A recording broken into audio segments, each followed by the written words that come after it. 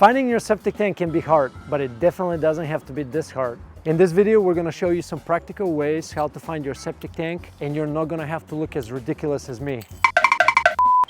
Oh, and stick around the end of this video, I got a bonus tip for you.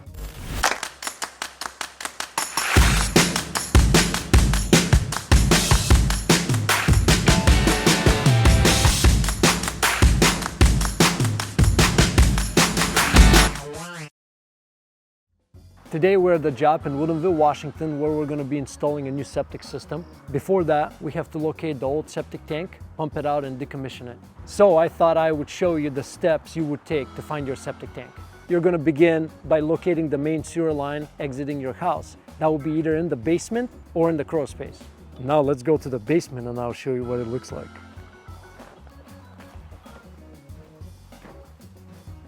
Once you're in your crawl space or basement, you're going to be looking for a pipe with diameter of 3 or 4 inches exiting the house, and the pipe would be made out of cast iron or black PVC like this one here. Now when you know where your sewer line is exiting the home, you need to be looking for an area in the yard that is lower than the pipe, because waste from the home to the septic tank flows by gravity. In most places, it is required for the septic tank to be at least 5 to 10 feet away from the house. However, on some properties, it can be further. It is also a requirement for a septic system to be at least 50 to 100 feet away from a well, if you have one on your property, creek, river, or any other body of water. Generally, a septic tank should not be under a driveway, patio, or a deck. If the driveway, patio, or deck were built without knowing where the septic tank was located, they could end up on top of it. Mythbusters. Most people believe that the grass over the septic tank should be lush. However, that is not true unless your septic tank is leaking. Actually, the opposite is true, that the grass might be dead due to the lack of soil compared to the rest of the yard. This right here is a soil probe. Many professionals and DIYers use it for locating septic tanks. You can buy one of these for $30 to $100. Once you know the general location of the septic tank, you want to start probing around until you hear a solid thud. Hey, be careful.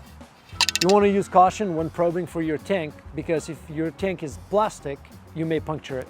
The average size septic tank will have dimensions of 5 feet by 8 feet. Some gurus suggest that you start probing from the side of the house all the way to the septic tank.